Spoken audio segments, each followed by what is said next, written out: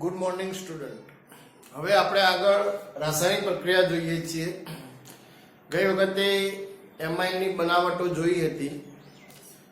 રાસાયણિક પ્રક્રિયાઓમાં એમાઇનનો સ્વભાવ સૌપ્રથમ તો પોતે બેઝિક સ્વભાવ ધરાવે છે. પોતે બેઝિક છે તો એસિડિક સંયોજનો સાથે પ્રક્રિયા કરે, ક્ષાર અને પાણી બનાવે. તો એમાઇન એલિફેટિક હોય, HX સાથે પ્રક્રિયા કરે તો આ રીતે ક્ષાર બની જાય. એનિલિન લો તમે એરોમેટિક, તો HCl સાથે પ્રક્રિયા કરીને એનિલિનિયમ ક્લોરાઇડ આવો ક્ષાર આપશે.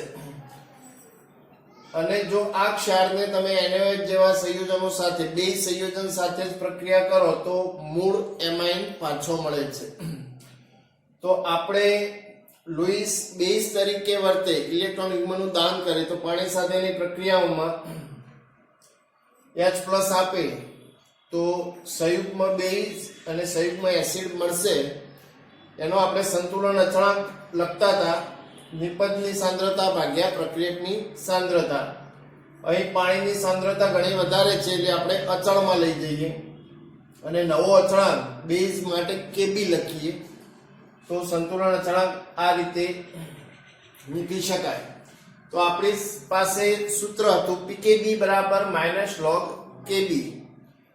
-log Kb એમાં જો Kb નું મૂલ્ય જેમ વધારે હોય તેમ પ્રબળ બેઝ બનતો જાય. એ જ રીતે pKb નું મૂલ્ય જેમ ઓછું થાય તેમ બેઝ પ્રબળ બનતો જાય. તો સેન્ટરમાં છે એમોનિયા. એમોનિયા માટે pKb નું મૂલ્ય 4.75 આપેલું છે. પણ જો તમે એલિફેટિકમાં જતા જશો તો એલિફેટિકમાં એમોનિયા કરતાં વધુ પ્રબળ બેઝ બનતા જશે. અને જો તમે એરોમેટિકમાં જશો તો એરોમેટિકમાં એમોનિયા કરતાં ઓછા બેઝિક પદાર્થો બનતા જશે. તો pKb ના મૂલ્યો તમને બુકમાં કોઠામાં આપેલા છે.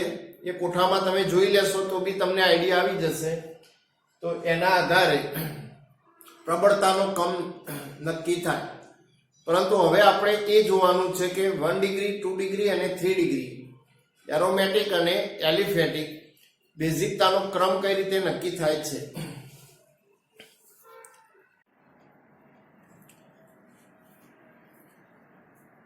હવે બંધારણ સંયોજનના અને એની બેઝિકતા માટે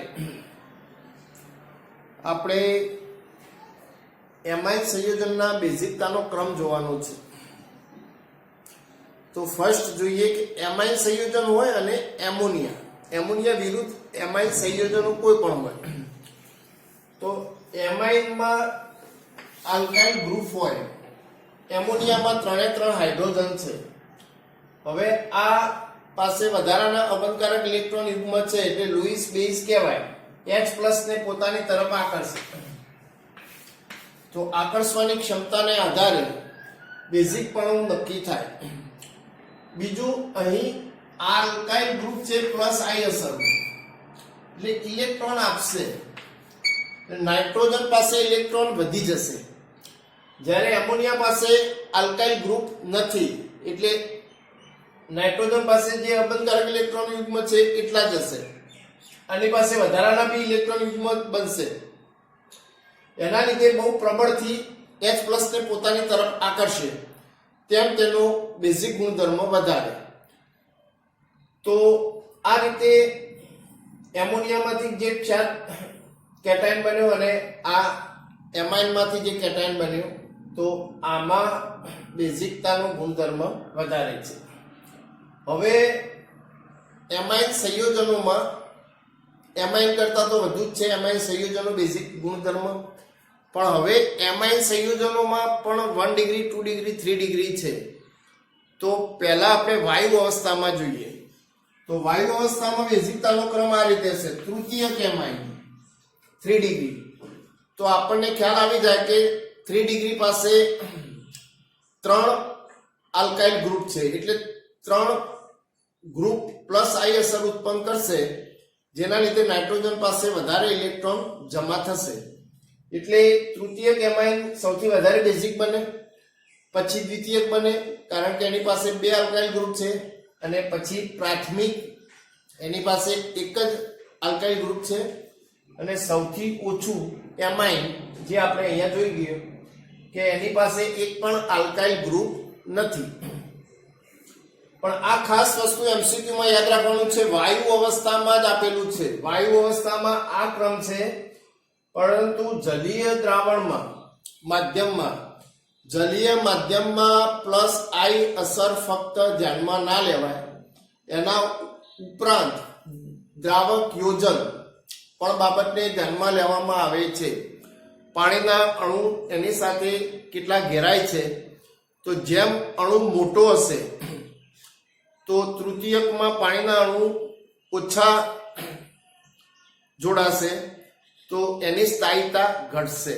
એટલે અહીં જલીય માધ્યમમાં ક્રમ વાયુ અવસ્થાથી ઉલટાઈ જશે. આ વસ્તુ ખાસ યાદ રાખવાની છે, કારણ કે એની સાથે H બંધ પણ મહત્વનો ભાગ ભજવે છે. આ 1 ડિગ્રી હતો એમાઇન, તો 1 ડિગ્રી એમાઇનમાં 3 હાઇડ્રોજન જગ્યાએ કેટાયનમાં 3 પાણીના અણુ દ્વારા ઘેરાયેલો છે, જોઈન્ટ થશે H બંધથી. દ્વિતીયકમાં 2 જગ્યાએ જોઈન્ટ થશે, તૃતીયકમાં અણુ મોટો થશે, અવકાશીય અવરોધ વધશે, એટલે એક જ પાણીનો અણુ જોડાયેલો છે, દ્રાવક યોજન કહેવાય. એટલે એની સ્થાયીતા ઘટતી જાય છે. એટલે ક્રમ જલીય માધ્યમમાં પ્લસ આઈ અસર, નંબર 2 છે દ્રાવક યોજન, અને ત્રીજું છે અવકાશીય અવરોધ. આ ત્રણ પરિબળોને ધ્યાનમાં રાખીને વાયુ અવસ્થામાં જે ક્રમ હતો એના કરતા ટોટલ ઉલટાઈ જશે. એટલે સ્થાયીતા પ્રાથમિકની વધી જશે, એટલે બેઝિક ગુણધર્મ વધી જશે, પછી દ્વિતીયક આવશે અને પછી તૃતીયક આવશે. એટલે આ વસ્તુ ખાસ યાદ રાખજો. આ ઉપરાંત બી મિથાઇલ અને ઇથાઇલ બંનેના અવકાશીય અવરોધ બી બદલાશે. તો મિથાઇલ કરતા ઇથાઇલ મોટું ગ્રુપ છે, તો એના આધારે આ MCQ માં વધારે પૂછાઈ ગયેલું છે. એટલે આ વસ્તુ ખાસ યાદ રાખજો. જો ઇથાઇલ ગ્રુપ તમે લો તો 2 ડિગ્રી સૌથી વધારે, પછી 3 ડિગ્રી, પછી 1 ડિગ્રી, અને પછી એમાઇન એટલે 0 લખીએ આપણે, તો 23 10 આ રીતે યાદ રાખજો. પણ મિથાઇલ ગ્રુપ હશે તો ક્રમ બદલાઈ જશે. જો આમાં 2 ડિગ્રી છે, પછી 1 ડિગ્રી આવી જાય છે. આમાં બીજા નંબરમાં 3 ડિગ્રી હતું, પણ આમાં 1 ડિગ્રી આવી જાય, પછી 3 ડિગ્રી આવશે, અને પછી એમોનિયા 0 ડિગ્રી. એટલે આમાં 21 30 થશે, અને આમાં 23 10 થશે. ઇથાઇલ અને મિથાઇલ બંનેના ક્રમ જલીય માધ્યમની અંદર આ બંને યાદ રાખજો, ઘણીવાર MCQ માં પૂછાઈ ગયેલા છે. આ બધી જ વાત થઈ એલિફેટિકની. હવે આપણે એરોમેટિકની વાત કરીએ. એક કેટલા બેઝિક. હવે એનિલિન સંયોજનોમાં એટલે એરોમેટિક સંયોજનો, રિંગ ધરાવતા સંયોજનોમાં એમોનિયા વિરુદ્ધ બેઝિકતા કેવી છે, તો એમોનિયા કરતાં બી ઓછા બેઝિક છે. તો તમે એનિલિનમાં NH2 પાસે અબંધકારક ઇલેક્ટ્રોન યુગ્મ છે, પરંતુ રિંગ હોવાથી ઇલેક્ટ્રોન અહીં સંસ્પંદન થાય છે, એટલે રિંગ ઉપર ઇલેક્ટ્રોન વિસ્થાનીકૃત થાય, એટલે ઇલેક્ટ્રોન પછી અહીંયા આવશે, એકાંતરે ઓર્થોપેરા ઉપર જશે, પાછા પોતાના મૂળ સ્થાને ઇલેક્ટ્રોન આવી જશે. એટલે આવું થવાથી નાઇટ્રોજન પાસે જે ઇલેક્ટ્રોન યુગ્મ છે એ પોતાની પાસે રહેતા નથી. એના લીધે પ્રોટેનેશન એટલું આલ્કેમાઇન એમાઇન હતા એના જેટલું પ્રોટેનેશન કરી શકતા નથી. માટે એમાઇન કરતા એરોમેટિક એમાઇન છે એમોનિયા કરતા ઓછા બેઝિક હોય. એટલે એનિલિન એમોનિયા NH3 કરતા પણ ઓછો બેઝિક છે, કારણ કે નાઇટ્રોજન પાસે એટલા જ ઇલેક્ટ્રોન યુગ્મ રહેતા નથી. એવી રીતે પ્રોટોનેશન થયેલો એનિલિનિયમ આયન છે, એના બે સંસ્પંદન સૂત્રો છે NH3+, તો એના સિવાયની જગ્યાએ ગોઠવાય છે. ટૂંકમાં એરોમેટિક કરતા એલિફેટિક વધારે પ્રબળ બેઝ છે, પછી એલિફેટિક પ્રથમ આવશે, પછી એમોનિયા આવશે, અને લાસ્ટમાં એરોમેટિક આવશે. હવે જે ગ્રુપ છે એ ઇલેક્ટ્રોન યુગ્મ આપી શકતા હોય તો એમાં એની પાસે ઇલેક્ટ્રોન યુગ્મ વધારે, તો OCH3 છે કે એવા આપણે ઓર્થોપેરા નિર્દેશક સમૂહ જોઈ ગયા, એ બધા જ બેઝિકતામાં વધારો કરે. અને ઇલેક્ટ્રોન આકર્ષક સમૂહ છે NO2SO3H COOH X હેલોજન, આ બધા ઇલેક્ટ્રોન આકર્ષી લે એટલે એની પાસે ઇલેક્ટ્રોન ઘટાડી દેશે, જેના લીધે એનો બેઝિક ગુણધર્મ પણ ઘટી જશે. ટૂંકમાં આ બાબતને ધ્યાનમાં લઈને MCQ માટેનો ટોપિક છે, થિયરી ના પૂછાય, પણ MCQમાં અલગ અલગ ક્રમ કઈ રીતે નક્કી થાય એ આ કોન્સેપ્ટ ઉપરથી સોલ્વ કરવું પડે. હવે રાસાયણિક પ્રક્રિયાઓ છે, અલગ અલગ 5 થી 6 આપેલી છે. એમાં નંબર 1 છે આલ્કાઇલેશન. આલ્કાઇલેશનમાં ઇથાઇલ એમાઇનની ઇથાઇલ આયોડાઇડ સાથે પ્રક્રિયા કરો તો -HI થશે, એક હાઇડ્રોજન જશે તો દ્વિતીયક એમાઇન મળશે. પાછી એને પ્રક્રિયા C2H5 સાથે ઇથાઇલ આયોડાઇડ સાથે કરો એટલે તૃતીયક એમાઇન મળશે, અને હજુ બી આગળ પ્રક્રિયા કરો તો ચતુર્થક એમોનિયમ આયોડાઇડ ક્ષાર મળશે. એ જ પ્રક્રિયા રિંગ સાથે બી થઈ શકે. એનિલિનની મિથાઇલ આયોડાઇડ સાથે ગરમી થોડી જરૂર પડશે તો N મિથાઇલ એનિલિન, ફરીવાર પાછું આગળ પ્રક્રિયા કરશો, હજુ એક હાઇડ્રોજન છે એટલે NN ડાયમિથાઇલ એનિલિન, હજુ બી આગળ પ્રક્રિયા કરો તો ચતુર્થક એનિલિન એમોનિયમ ક્ષાર મળશે. આ પ્રક્રિયા આલ્કાઇલેશન છે. બીજી પ્રક્રિયા છે એસાઇલેશન. એસાઇલ ગ્રુપ દાખલ થાય તો એસિટાઇલ ક્લોરાઇડ અથવા એસિટિક એનહાઇડ્રાઇડ તમે કોઈ પણ અણુ લઈ શકો. ઇથાઇલ એમાઇનમાં એસિટાઇલ ક્લોરાઇડ સાથે પ્રક્રિયા કરો તો એ રીતે એક હાઇડ્રોજન ઓછો થશે, N ઇથાઇલ ઇથેનેમાઇડ એમાઇડ ગ્રુપ છે. એ જ રીતે તમે દ્વિતીયક લો, આ 1 ડિગ્રી લીધેલું છે, દ્વિતીયક લો N ઇથાઇલ ઇથેનેમાઇડ તો એસિડ ક્લોરાઇડ સાથે બેઝ પેરિડીનની હાજરીમાં પ્રક્રિયા કરો તો NN ડાઇઇથાઇલ ઇથેનેમાઇડ, આ રીતે બનાવી શકાય. તો આ પ્રક્રિયા છે એસાઇલેશન. એ જ પ્રક્રિયા એરોમેટિક એનિલિન સાથે બી થશે, પણ આપણે પદાર્થ લીધો છે એસિડિક એનહાઇડ્રાઇડ. આમાં બી એસાઇલ ગ્રુપ હોય, બેઝ પેરિડીનની હાજરીમાં પ્રક્રિયા કરો તો N ફિનાઇલ ઇથેનેમાઇડ, પણ આનું બીજું નામ છે એસિટાનિલાઇડ. આ યાદ રાખજો નામ. બેન્ઝીન ઉપર NHCOCH3 પ્લસ એસિટિક એસિડ દૂર થશે. તો એક આલ્કાઇલેશન અને બીજું છે એસાઇલેશન. આ પ્રક્રિયા પૂર્ણ કરવામાં પૂછાઈ ગયેલું છે એટલે આ વસ્તુ ધ્યાન રાખજો. આગળની જે પ્રક્રિયા છે બહુ જ મોસ્ટ ટાઈમની છે. આગળ એક બનાવટમાં હોફમેન પ્રક્રિયા આવી ગઈ, એક ખાસ તૈયાર કરજો, અને એક કાર્બાઇડ એમાઇન કસોટી વધારે પડતી પૂછાય છે. પ્રાથમિક એમાઇનની પરખ માટેની કસોટી બી તરીકે ઓળખાય. તો તમારે એના પ્રક્રિયકો યાદ રાખવાના છે. Chloroform plus base 3 mall KOH તો આઇસોસાયનાઇડ ગ્રુપ મળશે.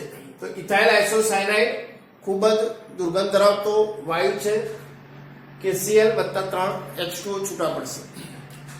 અહીં આપણે ઇથાઇલ લીધેલો છે. જો મિથાઇલ આઇસોસાયનાઇડ બને, અહીંયા તમે મિથાઇલ લો તો મિથાઇલ આઇસોસાયનાઇડ બનશે.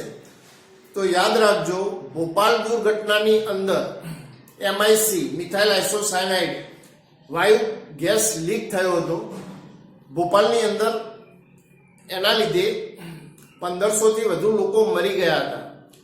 તો એ પ્રશ્ન બી નીટમાં પૂછાઈ ગયેલો છે કે એના માટે કયો, ભોપાલ દુર્ઘટના માટે કયો વાયુ જવાબદાર હતો?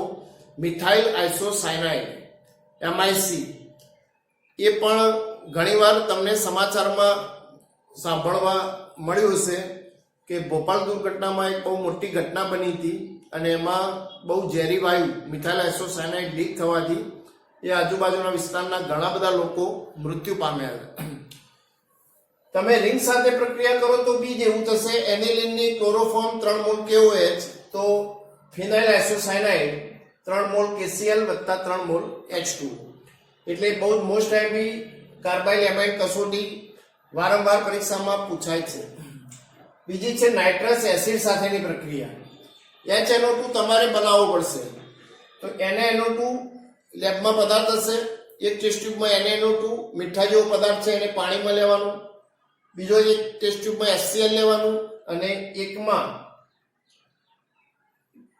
ઇથાઇલ એમાઇન તમારે લેવાનું. આ ત્રણને બરફમાં રાખવું પડે. એટલે ટૂંકમાં ટેમ્પરેચર 273 થી 278 કેલ્વિન તાપમાન એટલે 0 થી 5 ડિગ્રી સુધીનું ટેમ્પરેચર ઠંડામાં પ્રક્રિયા કરશો એટલે આવો અસ્થાયી ક્ષાર મળશે, જેનું પાણી સાથે પ્રક્રિયા કરો તો પ્રોડક્ટ મળશે ઇથેનોલ. તો એલિફેટિકમાં એક જ પ્રોડક્ટ છે ઇથેનોલ, પણ હવે અહીંયા જોજો એનિલિન સાથે નાઇટ્રસ એસિડ સાથે પ્રક્રિયા કરો 273 થી 278, NaNO2 HCl આ ત્રણ ટેસ્ટ ટ્યુબો ભેગી કરશો એટલે બેન્ઝીન ડાયઝોનિયમ ક્લોરાઇડ આવો એક ક્ષાર મળશે. આ અસ્થાયી હોય. આના વિશે થિયરી આપેલી છે અને એમાંથી બનતી પ્રોડક્ટો બી તમારે બુકમાં આપેલી છે, પરંતુ અભ્યાસક્રમમાં નથી આવડેલ. એટલે અહીંયા ખાલી ડાયઝોનિયમ ક્ષારની બનાવટ મેં લખેલી છે. આમાંથી બીજી 16 પ્રકારની અલગ અલગ પ્રોડક્ટ બને છે. આમાં જેવો પદાર્થ બીજો નાખશો તો સેલમેયર પ્રક્રિયકો છે કે બીજું બધું ઘણું બધું બનાવી શકાય, ડાઈઝ બનાવી શકાય છે. તો આ એક પ્રક્રિયા રિંગ સાથે છે અને આ રિંગ વગરની પ્રક્રિયા એલિફેટિકમાં છે. એટલે કાર્બાઇલ એમાઇન કસોટી બહુ મોસ્ટ આઈબી છે. નાઇટ્રસ એસિડનું પરિવર્તનમાં પૂછાય છે. આગળની પ્રક્રિયા છે બેન્ઝીન સલ્ફોનાઇલ ક્લોરાઇડ સાથે. બેન્ઝીન સલ્ફોનાઇલ ક્લોરાઇડ એક એવું સંયોજન છે જેના દ્વારા 1 ડિગ્રી એમાઇન, 2 ડિગ્રી અને 3 ડિગ્રી બધા જ મિક્સ થઈ ગયા હોય તો એમને અલગ કરવા માટે આપણે બેન્ઝીન સલ્ફોનાઇલ ક્લોરાઇડના ઉપયોગ દ્વારા બધા જ એમાઇનને અલગીકરણ કરી શકાય છે. તો હવે અહીંયા જો અહીં પ્રક્રિયા જ આપેલી છે, અલગીકરણ વાળી થિયરી અલગ છે. બેન્ઝીન સલ્ફોનાઇલ ક્લોરાઇડ છે, એનું ઇથાઇલ એમાઇન સાથે પ્રક્રિયા કરો તો અહીં 2 હાઇડ્રોજન છે તો એક હાઇડ્રોજન અને Cl HCl દૂર થશે, જોઈન થઈને N ઇથાઇલ બેન્ઝીન સલ્ફોનેમાઇડ મળશે. આ આલ્કલીમાં અદ્રાવ્ય છે. હજુ બી હાઇડ્રોજન છે તો હજુ બી આગળ પ્રક્રિયા થશે, પણ એ પ્રક્રિયા આપણે આગળ જોવાની નથી અત્યારે. બેન્ઝીન સલ્ફોનાઇલ ક્લોરાઇડની દ્વિતીયક સાથે આ 1 ડિગ્રી હતું, આ કયો છે 2 ડિગ્રી ને આ કયો છે 3 ડિગ્રી. દ્વિતીયક સાથે પ્રક્રિયા કરાવશો, એક હાઇડ્રોજન છે પણ નિપજમાં હાઇડ્રોજન વધશે નહીં. NN ડાઇઇથાઇલ બેન્ઝીન સલ્ફોનેમાઇડ આવી નિપજ આપશે. અને બેન્ઝીન સલ્ફોનાઇલ ક્લોરાઇડની તૃતીયક સાથે પ્રક્રિયા કરાવો તો તૃતીયક પાસે હાઇડ્રોજન હોતો નથી, માટે પ્રક્રિયા થતી નથી.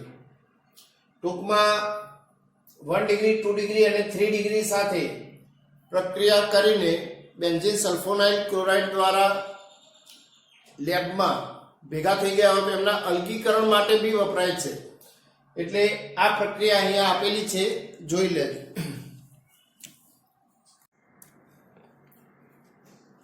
લાસ્ટમાં પ્રક્રિયા છે ઇલેક્ટ્રોન અનુરાગી વિસ્થાપન પ્રક્રિયા. એમાં સલ્ફોનેશન, નાઇટ્રેશન અને બ્રોમિનેશન જોવાનું છે. પહેલું છે બ્રોમિનેશન. તો 3 મોલ Br2 સાથે પ્રક્રિયા કરો એટલે 2,4,6 ટાઇબ્રોમો એનિલિન આ રીતનું અવક્ષેપ મળશે અને 3 HBr દૂર થશે. પણ હવે એમિનો સમૂહ જે છે NH2 એ ઓર્થો પેરા નિર્દેશક અસર છે. એટલે એકવાર ઓર્થો સમઘટક બનાવે અને એક બીજો પેરા સમઘટક બનાવે, પણ શક્તિશાળી સક્રિયકારક છે. એના લીધે તમે એક જ વિસ્થાપિત નિપજ મેળવવી હોય કે ફક્ત પેરા સ્થાનમાં જ લઈ જવું હોય તો એમિનો જે સમૂહ છે એને નિષ્ક્રિય થોડો કરવો પડે, સક્રિયકારકતા ઘટાડવી પડે. તો સૌપ્રથમ એનું એસિટિલેશન કરેલું છે એસિટિક એનહાઇડ્રાઇડ સાથે. તો એસિટાનિલાઇડ N-ફિનાઇલ ઇથેનેમાઇડ તમે બનાવ્યો છે. હવે બ્રોમિનેશન કરશો એસિટિક એસિડની હાજરીમાં, તો ફક્ત ચોથા સ્થાન એટલે પેરા સ્થાનમાં જ બ્રોમિન દાખલ થશે, ઓર્થો સ્થાનમાં જવા દેશે નહીં. કારણ કે નાઇટ્રોજન પાસે જે અબંધકારક ઇલેક્ટ્રોન યુગ્મ હતા એ ઓક્સિજન પાસે પ્રક્રિયા કરશે, એટલે રિંગ માટે એ અવેલેબલ બનશે નહીં, એટલે એની સક્રિયતા ઘટાડે છે. એટલે NH2 ગ્રુપમાંથી NHCOCH3 ગ્રુપ બનાવો તો એની સક્રિયકારકતા ઘટાડી દેશે. હવે ફક્ત ચોથા સ્થાનમાં જ Br દાખલ થશે. પછી તમે એસિડ કે બેઝ સાથે પ્રક્રિયા કરીને પાછો મૂળ NH2 ગ્રુપમાં પાછો આવી જવાનું. એટલે એનિલિનને સીધો જ દાખલ કરવા જશો તો ઓર્થો અને પેરા બે સ્થાનમાં દાખલ થશે, પરંતુ ફક્ત એક જ સ્થાન 4 માં જ દાખલ કરવા માટે તમે વચ્ચે NHCOCH3 એસિટિલેશન કામ કરીને આ રીતે એક જ વિસ્થાપિત સંયોજન બનાવી શકો છો. બીજી પ્રક્રિયા છે, આગળ પ્રક્રિયા છે નાઇટ્રેશન. નાઇટ્રેશનમાં HNO3H2SO4 સાથે પ્રક્રિયા કરો એટલે NO2 ગ્રુપ એકવાર ઓર્થોમાં જશે અને એકવાર પેરામાં જશે. પણ અહીં મેટલ નિપજ બી બતાવેલી છે, તો અહીં પ્રોટોનેશન દ્વારા એનિલિનિયમ આયન બને. એનિલિનિયમ આયન જે છે મેટા નિર્દેશક છે, એના લીધે એનિલિનિયમ આયન NO2 મેટામાં લઈ જશે. એટલે આ વસ્તુ એક યાદ રાખજો. એના પર્સન્ટેજ MCQ માં પૂછાઈ ગયેલા છે. પેરામાં 51% નિપજ મળશે, મેટાની 47% નિપજ મળશે અને ઓર્થોમાં 2% નિપજ મળશે. ઓર્થોનાઇટ્રો એનિલિન, મેટાનાઇટ્રો એનિલિન અને પેરાનાઇટ્રો એનિલિન.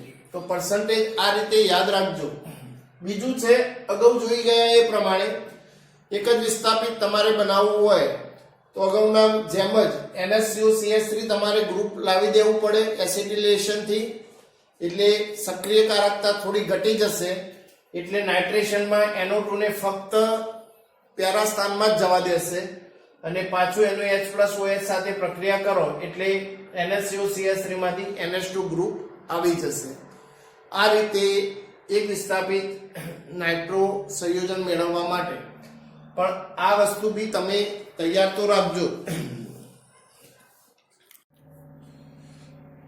લાસ્ટ છે સલ્ફોનેશન પ્રક્રિયા. સલ્ફોનેશનમાં SO3H ગ્રુપ આપણે દાખલ કરીએ છીએ તો H2SO4 સાથે પ્રક્રિયા કરો ધુમાયમાન, તો એનિલિનિયમ હાઇડ્રોજન સલ્ફેટ આવો ક્ષાર મળશે, જેનું 453 થી 473 કેલ્વિન તાપમાને પ્રક્રિયા કરો એટલે પેરામાં SO3H ગ્રુપ દાખલ થશે અને આ હાઇડ્રોજન ઉપર જાય તો એનિલિનિયમ આયન બને ને SO3- તો એને આપણે ઝ્વિટર આયન કહીએ છીએ. પ્રોટીનમાં દ્વિવિષભાર ધરાવતો આયન છે, પ્લસ ઓર માઇનસ, જેને આપણે ઝ્વિટર આયન તરીકે ઓળખવામાં આવે છે. અહીંયા સુધી બધી જ પ્રક્રિયાઓ પૂરી થઈ.